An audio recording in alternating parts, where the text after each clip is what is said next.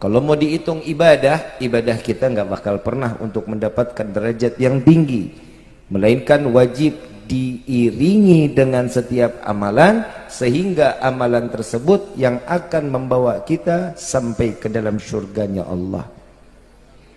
Sesuatu amalan, mendoakan orang lain, memberikan kesenangan kepada orang lain, membahagiakan orang lain, membuang senyuman kepada orang lain, ini adalah salah satu amaliyah yang dimana timbangannya lebih berat dibanding ibadah kita 1000 tahun.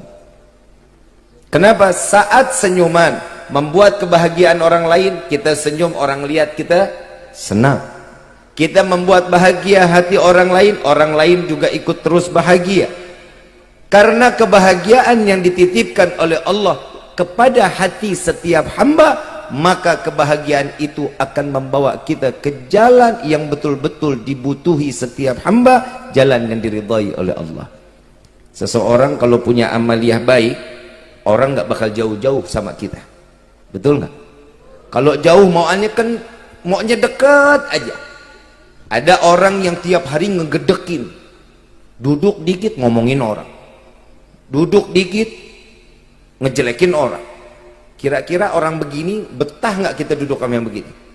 Nggak bakal betah. Kenapa? Nggak punya kesenangan dalam hati. Yang ada membuat hati seseorang menjadi dengki, kotor terhadap orang yang disebut. Makanya ini hati-hati nih, gibah hati sama gibah mulut lebih parah gibah di dalam hati. Gibahnya sama-sama jelek, tapi gibah di dalam hati berarti sudah tidak ada kebaikan di dalam hati orang tersebut, melainkan imannya sudah ditutup oleh Allah. Na'udzubillahi min. Setiap manusia kan kita masing-masing punya hati, betul? Hati itu diberikan oleh Allah saat kita terlahir ke dunia dalam keadaan suci, bersih, tidak ada flek, nggak ada kotoran. Satu perbuatan dosa yang dilakukan oleh setiap hamba itu menjadi satu titik tinta hitam di dalam hati, agar orang tersebut makin jauh dan jauh daripada Allah. Yang bisa membuat hati itu menjadi bersih, alladzina amanu wa tatma'inul qulubuhum bidzikrillah, ala bidzikrillahi wa tatma'inul qulub. Seseorang kalau hatinya udah keras, hatinya udah kotor, cepat nyebut nama Allah, mengingat Nabi Muhammad SAW, maka bersih lagi hati. Banyakin istighfar, sholat taubat. Ini hari kita begitu ngedengar kejelekan orang, astagfirullahaladzim. Terus bagaimana? Lanjut nggak taunya. Kalau ngedengar sesuatu yang nggak baik, kecuali keluar dari lisan kita, cepat ambil wudhu, sholat taubat. Selama itu adalah saudara mukmin, maka jaga aib mereka dan Allah akan menjaga aib kita dunia sampai akhirat. Kalau boleh diukur, kita datang ke sini kan bawa aib, betul? Apa aibnya? Dosanya besar. Kalau boleh diukur gunung Cermek, lebih banyak dosa kita, betul nggak? Kalau satu orang bawa dosa segede gunung Cermek di tempat nggak muat, betul nggak? Tapi alhamdulillah Allah tutup aib kita, Allah jaga kita. Kenapa? Orang ngelihat kita udah baik aja, tingkah lakunya udah baik, semuanya ditutup oleh Allah. Mudah-mudahan Allah jaga kita, ya, sebagaimana Allah ngejaga para anbiya, para salihin, orang-orang saleh. Allah jaga. Begitu juga kita tergolong hamba yang bersyukur di malam ini, sebagaimana yang dilakukan oleh orang-orang saleh. Maka di hari ini kita minta kepada Allah, ya Allah, selamatkan kami dari fitnah dunia, fitnah akhirat. Insya. Yang namanya fitnah dunia sampai ke akhirat, fitnahnya apa aja? Ini banyak nih. Istri fitnah, suami fitnah, anak fitnah, mertua lu bilang fitnah, durhaka lu. Mertua fitnah, ipar fitnah. Yang namanya manusia kalau sudah menikah, fitnahan ini tambah banyak, tambah melebar. Bukan berarti tutup fitnahnya, tapi makin melebar. Contoh, saya mau tanya, ibu betah nggak tinggal di rumah mertua? Kenapa? Takut serba salah, Habib. Bangun harus lebih pagi, motong cabai mesti nanya miring apa bulat. Betul? Bapak betah tinggal di rumah mertua? Nggak mungkin. Kenapa? Subuh kita mesti cepet-cepet Bib ke masjid. Sebelum bapak mertua keluar, kita duluan yang keluar. Saling ngejaga satu sama lain. Kalau ini nggak saling terjaga, aib akan dibuka oleh Allah. Ntar mertua, ngapain sih lo kawin sama yang begini? Ibadah kagak, apa kagak? Wah, rame nih. Tapi ingat, setiap orang tua jika memiliki anak yang sudah menikah, sudah punya rumah tangga sendiri, usahakan untuk hubungan rumah tangganya menjadi baik, sakinah, mawaddah, warahmah. Jangan saling ngomporin. Kadang ibu sakit hati sama istri, sakit hati sama suami, yang dikomporin anaknya. Udah besok kalau begini-begini nggak usah lagi begini. Udah sih pikirin lagi dah nikah lagi sama dia. Jangan, ini nggak boleh nih.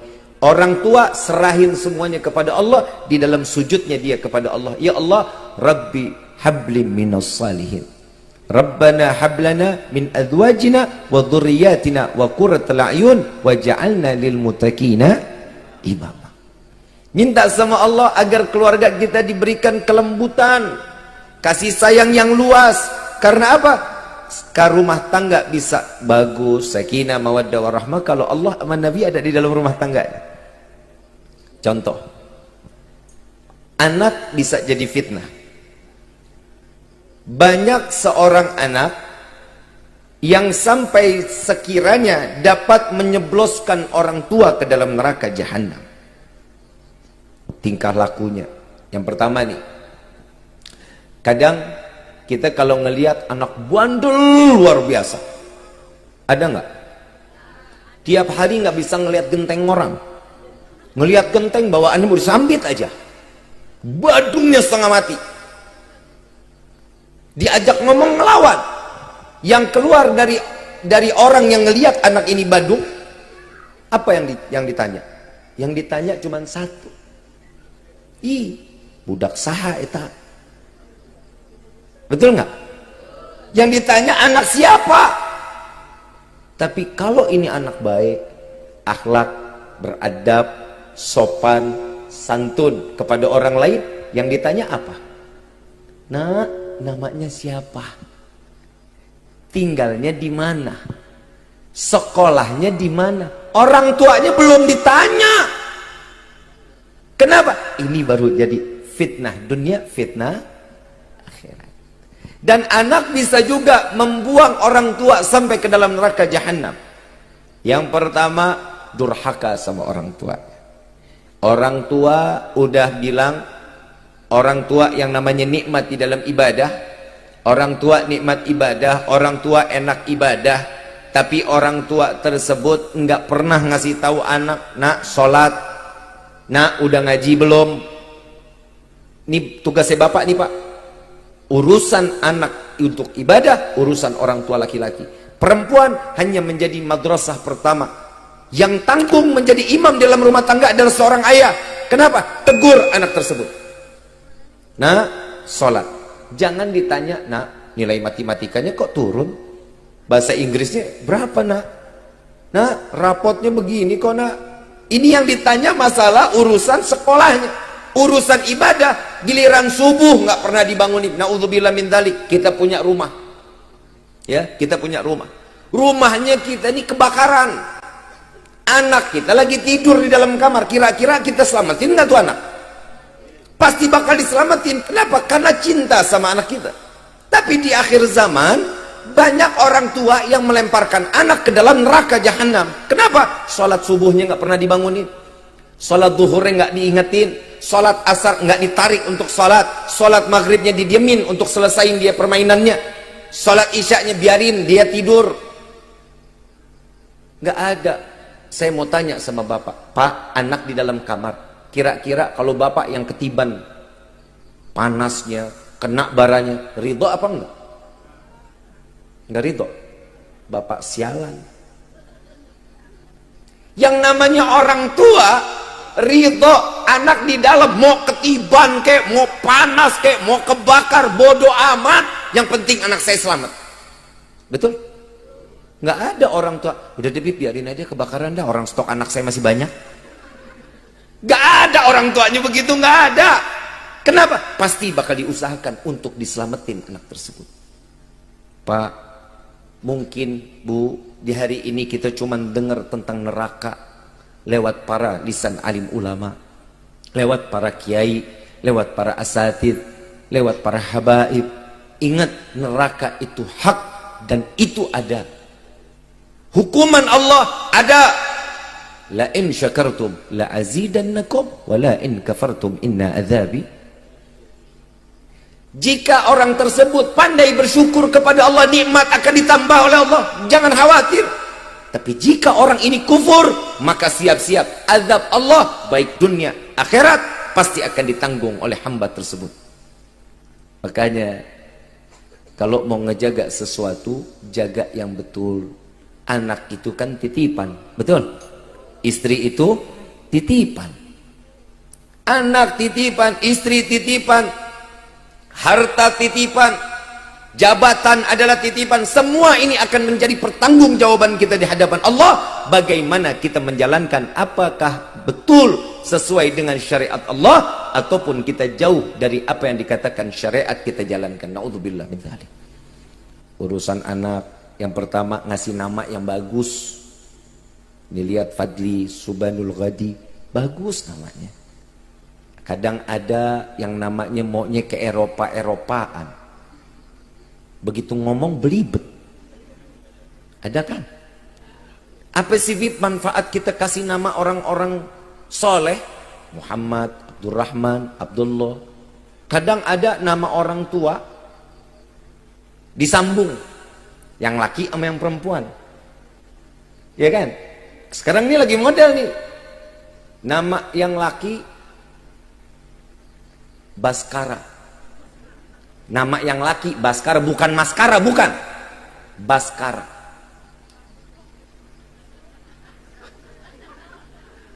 Yang ibu namanya Komariah. Nih anak punya nama Baskom.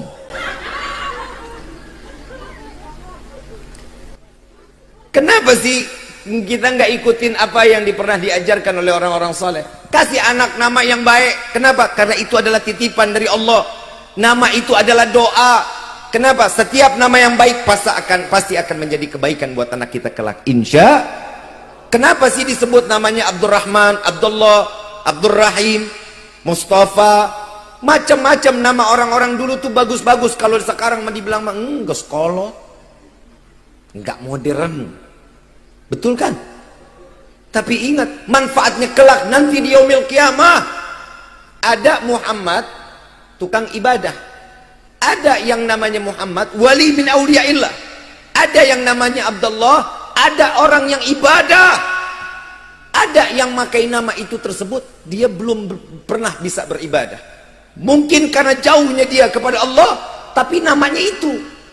Begitu nanti di yaumil qiyamah disebut sama malaikat, diperintahkan sama Allah, wahai malaikatku, panggil yang namanya Abdullah, suruh berdiri.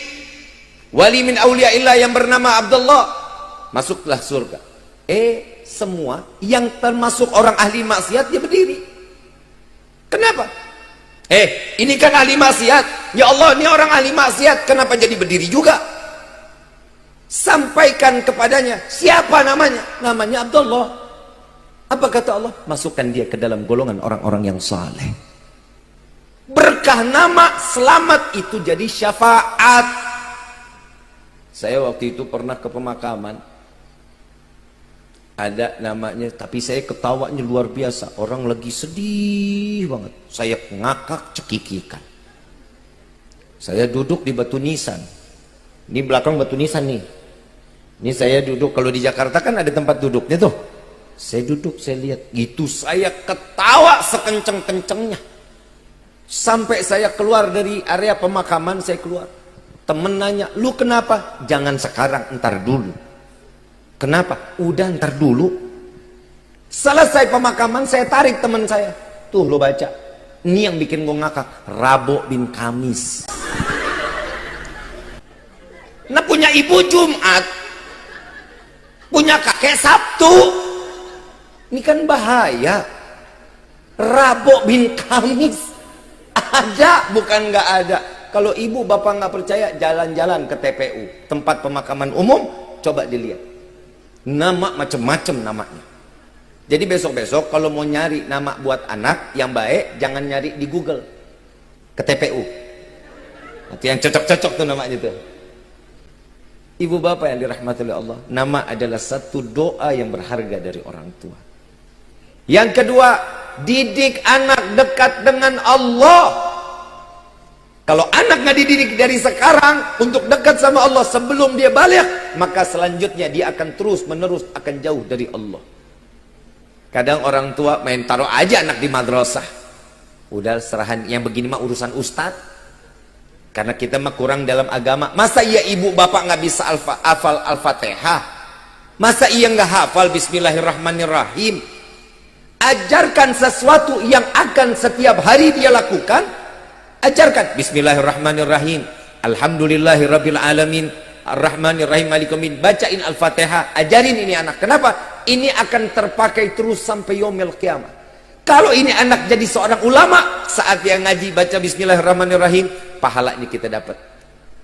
Ini anak taklim masuk pondok pesantren, begitu dia baca Bismillahirrahmanirrahim, pahalanya kita dapat. Begitu ini anak berangkat ke Mesir, ke Hadramut, ke Libanon, mereka semua dia berangkat, saat dia berangkat, dia nuntut ilmu dengan mengucapkan Bismillahirrahmanirrahim, pahalanya kita dapat. Dia pulang, punya pondok pesantren, punya santri, semuanya diajarkan Bismillahirrahmanirrahimnya pun dapat kita pahalanya. Ini jariah terus sampai yaumil qiyamah. Makanya tolong diajarin betul-betul. Bapak didik anak-anak kita. Bapak harus tegas di dalam syariat, Pak. Anak nggak sholat, gebuk, Pak. Gebuknya bukan berarti kayak samsak. Ya, gebuknya pukul telapak tangannya. Ya, betisnya nih, gebuk. Kenapa? Kalau dia udah jauh dari Allah dari sebelum baliknya, saat baliknya insya Allah nih anak pasti akan jauh dari Allah. Na'udzubillahi min. Apalagi punya anak umurnya hampir 40. Bukan punya anak lagi dah nih. Ini orang udah punya anak lagi pastinya. Betul nggak? Sampai kalau ini orang umur sampai 40 dia masih gemelut di dalam kemaksiatan, Allah sapu wajahnya maksiat sampai mati. Makanya ini hati-hati. Ini semua diajarin kita sama ulama-ulama kok. Bib, saya nggak pakai ibadah, Allah kasih semuanya buat saya. Bukan Allah yang ngasih. Hawa nafsu kita. Ini yang disebut istidraj. Diberikan urusan dunia sampai kita jauh dari Allah. Bukan kita yang nggak mau ibadah, tapi Allah yang tidak mengizinkan kita sujud di hadapannya. Kenapa? Karena Allah ingin mengambil nyawanya dalam keadaan tanpa membawa iman ke hadapan Allah. Na'udzubillahi min. Tuh, hati-hati. Mungkin mah kita mah sekarang mah ini mah dongeng. Ini mah sekedar cerita. Nggak percaya, lo mati aja dulu. Ntar rasain. Ibu bapak yang dirahmati oleh Allah. Setelah anak dididik dalam masalah agama, yang ketiga, jalankan kehidupan anak dengan sesuai koridor yang diamanahkan oleh Nabi Muhammad SAW. Ajarin sunnahnya. Kadang kan kita punya anak nggak sadar. Nah, cuci kaki, cuci muka, cuci tangan, pipis, begitu kan? Mau tidur begitu kan, Pak? Ajarinnya jangan begitu. Nah, ambil wudhu sebelumnya pipis dulu. Selesai dia pipis, ambil wudhu, diajarin cara ambil wudhunya. Selesai masuk ke kamar, sebelumnya sholat dulu hajat 2 rakaat. Sampai duduk, sampainya dia tidur di kamar dengan membawa kesucian ke hadapan Allah. Jika mati, mati dalam keadaan husnul khatimah. Anak kita kan sekarang main tidur aja. Yang namanya orang tua ditakutinnya mah bukan sama Allah, bukan rasa segan kepada Allah, tapi ditakutinnya sama kalong wewe. Nak, jangan keluar maghrib ya nak. Kenapa? Diumpetin kalong wewe lu. Nak, jangan main di kamar sendirian, ntar ujungnya tuh keluar kepala tuh dari ujung 4 tidur. Ada aja yang begitu mah. Kadang nyanyiin anak, nyanyiin juga nggak bener. Pak Pung, Pak Mustafe, si Dule di rumahnya ada tepung. Tuh kan? Ini lagu tolong jangan pernah dilagukan lagi. Jangan pernah dinyanyikan lagi. Kenapa? Karena lagu ini adalah sindiran atau penghinaan kepada Nabi Muhammad SAW. Mustafa siapa? Nabi Muhammad SAW. Abdullah siapa? Ayah dari Nabi Muhammad SAW. Diganti namanya Mustafa dan Dule. Ini dua nama nih, hati-hati. Ada lagi tuh lagu kedua, Dung Indung, hujan di udik, anak siapa, mata melirik, duh aduh, mandi di kali, tidak sembahyang, di dalam kubur mendapat Siti Aisyah istri Nabi Muhammad SAW. Tanpa disadarin ini lagu hinaan buat keluarga Nabi Muhammad SAW. Jangan diajarin anak kita yang begitu. Dulu kita kalau mau tidur, orang tua kita mah sering kalau orang Betawi bilang mah dikelonin. Kalau orang sini disebutnya apa? Hah? PPD. Bodoh amat. Susah amat sih, ya Allah. Iya terserah dah, ya begitu dah bentuknya, udah begitu. Dulu kita diajarin apa? Ya Hanan, ya Manan, ya Qadim al-Ihsan, bahri judik malyan, jod lana bil ghufran. Dulu diajarin kita gitu tuh, sambil dinyanyiin. Ya Allah, malaikat juga dekat sama nih anak. Yang kedua, la ilaha illallah, qul malikul hakul mubin, Muhammadur Rasulullah, sadikul wa'dil amin. Enak anak ngedengerin juga, pules ngedengerinnya. Sekarang mah urakan bukan main. Anak di dalam kandungan nyanyinya macam-macam nyanyian kita dengerin. Pantas kalau anak sudah besarnya jauh dari Allah. Kenapa? Karena mulai di dalam perutnya udah jauh dari Allah dan Nabi Muhammad SAW. Didik anak-anak kita sesuai dengan apa yang dia inginkan, selama itu masih di jalan Allah Subhanahu wa ta'ala. Yang keempat, ajarkan dia untuk hormat kepada orang yang lebih tua. Sekarang udah banyak anak yang kurang ajar sama orang tua. Betul? Cium tangan anak sekarang di mana? Di pipi, di jidat. Betul? Saya khawatir 5 tahun, 6 tahun lagi itu cium tangan udah nggak di pipi, udah nggak di jidat, di leher sama di tengkok. Ini bahaya. Yang namanya indera penciuman mana? Ngapa hidung? Lo ngomongin hidung gua. Yang namanya indera penciuman nih hidung. Cara nyiumnya juga bukan dikecup. Bukan begitu, bukan. Cium tangan nih. Hirup. Dihirup. Itu cium tangan namanya. Kalau dikecup, minyak wangi aing luntur. Dihirup. Kenapa kita disunnahkan untuk mencium tangan orang yang lebih tua? Karena itu adalah keberkahan dari orang tua yang telah memberikan rezeki dari tangannya, susah payah lewat tangannya. Kenapa kita disunnahkan untuk mencium kaki orang tua, membasuh kaki orang tua? Kenapa? Karena kaki yang ridha jalan di tengah panasnya matahari mencari rezeki untuk anak. Itulah keberkahan anak ada di kaki kedua orang tuanya. Boleh, silakan. Nak cium tangan sama ulama, silakan. Nak cium tangan sama Habib, silakan. Tapi ingat, anak ini akhirnya cium tangannya sama ulama doang, sama orang tua enggak. Sama habaib, sama kiai, sama ustadz, bukan main cium tangannya. La ilaha illallah.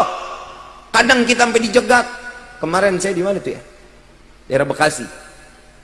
Saya turun dari mobil pakai baju putih, rapi, bersih. Baru turun jalan 3 langkah, habis kotor luar biasa. Ngapa? Untuk anak-anak bocah. Habib, Habib, Habib, Habib, Habib. Coba kita lihat. Saya nggak sayang sama baju saya khawatir ini anak nggak begitu sama orang tuanya. Kalau ini anak nggak begitu sama orang tua, saya yang dosa. Makanya saya kalau jalan sekarang nggak pernah mau salaman lagi, nggak mau saya takut. Kecuali sama orang-orang tua yang ada di hadapan saya mau salaman. Kenapa? Yang anak rata-rata susah cium tangan sama orang tua, nggak ada hormat sama orang tua. Makanya Pak, Bu, didik mereka untuk hormat kepada kedua orang tua. Jadikan orang tua ini adalah malaikat untuk anak-anaknya. Makanya orang tua kalau ribut jangan di depan anak. Ini saya bilangin sekali lagi, kalau ribut orang tua jangan pernah di depan anak. Psikologi anak, kejiwaannya pasti akan terganggu. Kalau yang dia lihat orang tua yang lagi dicekek nih, seandainya nih, nauzubillah min zalik, ada orang tua yang lagi galak, lagi temperamen, ternyata yang salah yang perempuan seandainya, yang bapak lagi marah-marah, ini anak-anak perempuan. Next zamannya dia nggak akan pernah mau sama laki-laki. Kenapa? Laki-laki bengis. Makanya banyak orang yang belok, gak suka sama laki-laki, dia lebih suka sama perempuan. Kenapa? Ngerasa lebih nyaman, ngerasa lebih dilindungi. Tapi sebenarnya perlindungan yang hak dari Allah adalah seorang laki pelindung untuk setiap perempuan. Jika ada anak laki-laki ngelihat si perempuan, ibunya lagi marah-marahin bapaknya, lagi ditempelengin, perempuan kan tangannya enteng, main tabok-tabok aja. Anak ngelihat sampai gede nih anak laki-laki, gak bakal mau sama perempuan. Kenapa? Jahat main tangan. Makanya dia suka laki sama laki. Nih kalau mau selamat, Pak, Bu, mau ribut dalam rumah tangga, pergi jauh-jauh. Pergi. Jalan kemana? Ngopi kek? No di Palutungan no? Mau ribut-ribut di sana. Salah dikit cemplungin aja.